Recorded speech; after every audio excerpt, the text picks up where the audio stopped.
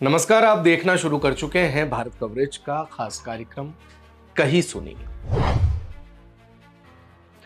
वो बातें जो सियासत के गलियारों में कहीं पर कही गई है और किसी न किसी के द्वारा तो सुनी गई है, और वो बातें फिर पहुंची हैं सूत्रों के जरिए और फिर वो बनेंगी तथ्य आपके लिए। तो कहीं ना कहीं इस समय सियासी गलियारों में दिल्ली को लेकर के जो चर्चा है, वो चर्चा अब दरअसल ये नहीं है कि आम आदमी पार्टी चौथी बार सरकार बनाने जा रही है या नहीं, केजरीवाल मुख्यमंत्री बनेंगे या नहीं, कांग्रेस को जो शून्य मिलता आया है पिछले 2 चुनावों में, क्या इस बार उसका खाता खुल पाएगा। ये चर्चाएं कतई नहीं है। इस समय केंद्र में है सिर्फ और सिर्फ भारतीय जनता पार्टी यानी कि बीजेपी, जो अपने 27 साल का सूखा खत्म कर पाएगी या नहीं और फिर से सत्ता पर काबिज हो पाएगी या नहीं, यानी कि दिल्ली की जो सल्तनत है उसका बादशाह भारतीय जनता पार्टी की तरफ से कौन बनेगा। क्योंकि जैसे जैसे एग्जिट पोल सामने आए हैं तो ज्यादातर पोल्स में, हम ये नहीं कहेंगे कि आम आदमी पार्टी को कई पोल्स में कम आंका गया, लेकिन बहुत सारे पोल्स में बहुत कम आंका गया है। कई एग्जिट पोल्स ने तो उनको दहाई के अंक तक भी नहीं पहुंचाया, लेकिन वहीं कई एग्जिट पोल ऐसे भी हैं जो उनको प्रचंड जनादेश दे रहे हैं, यानी कि 50 से ज्यादा सीटें दे रहे हैं। लेकिन क्या इस तरीके का जो समीकरण है, ऐसा कुछ बैठ पाएगा इस बार के चुनाव में? आज यही समझने की कोशिश करते हैं। तो दरअसल एग्जिट पोल जितने भी आए हैं, उन एग्जिट पोल में अगर हम एक चीज कॉमन देखें तो वो ज्यादातर एग्जिट पोल जो हैं वो तकरीबन 2 बजे, 3 बजे या बहुत ज्यादा हो गया तो शाम 4 बजे तक की जो वोटिंग हुई है तब तक का आंकड़ा आपके सामने लेकर के आए हैं। चुनाव आयोग रात को 11:30 बजे टोटल जो आंकड़ा है मतदान का वो जारी करता है और वो आंकड़ा 60.44% इसके आसपास कुछ होता है।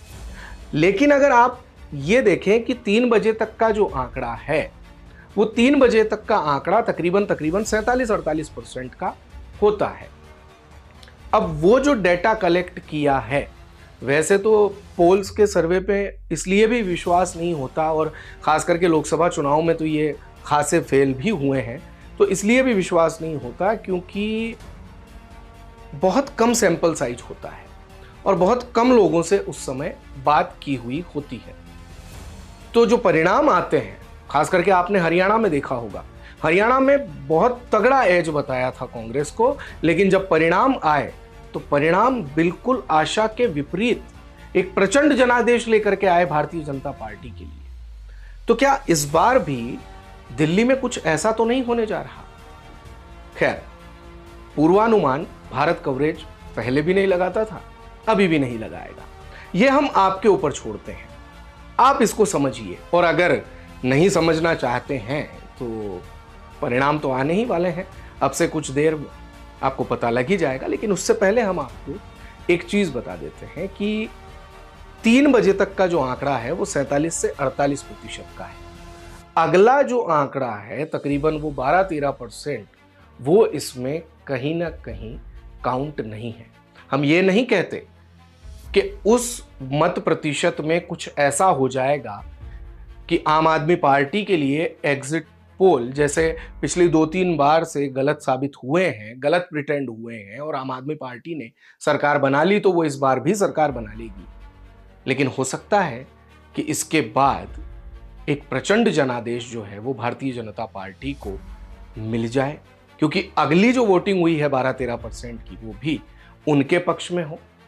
खैर, ये पूर्वानुमान की बातें हैं और इसके आधार पर हम ये आंकलन नहीं कर सकते कि बीजेपी की सरकार बन ही जाएगी या आम आदमी पार्टी जो है वो चौथी बार फिर से सत्ता में आ जाएगी। और केजरीवाल जिन्होंने इस बार सॉफ्ट हिंदुत्व का दांव चला, केजरीवाल जिन्होंने इस बार ये तक कह दिया कि अगर मेरी सरकार नहीं आई या आम आदमी पार्टी की सत्ता में वापसी नहीं हुई तो जो 25,000 रुपए का नुकसान है वो दिल्ली के एक एक वोटर को हो जाएगा। तो ऐसे कई सारे तीर चले गए, कई सारे।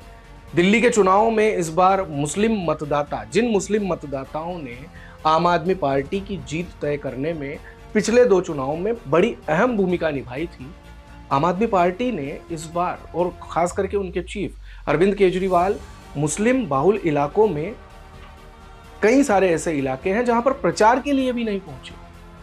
तो कहीं ना कहीं वो जो सॉफ्ट हिंदुत्व वाला दांव है उससे भी मुस्लिम मतदाताओं में नाराजगी दिखी। लेकिन जो एग्जिट पोल में बीजेपी को बढ़त बताई जा रही है, जब मुस्लिम मतदाता भारतीय जनता पार्टी के पक्ष में नहीं जाएंगे, ये कहीं ना कहीं एक क्लियर माना जाता है। आम आदमी पार्टी को भी वोट नहीं दे रहे, तो फिर कांग्रेस का मत प्रतिशत क्यों नहीं बढ़ रहा, या फिर कांग्रेस की सीटें क्यों नहीं आ रही, उसे क्यों 0 से 1 या 2 पर ही बताया जा रहा है।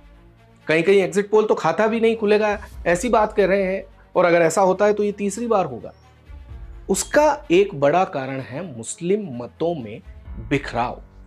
सीलमपुर, मुस्तफाबाद, ओखला ऐसी कई विधानसभा सीटें हैं जहां पर मुस्लिम मतदाताओं का जो मत है वो AIMIM यानी असदुद्दीन ओवैसी की पार्टी, आम आदमी पार्टी और कांग्रेस के बीच बढ़ चुका है।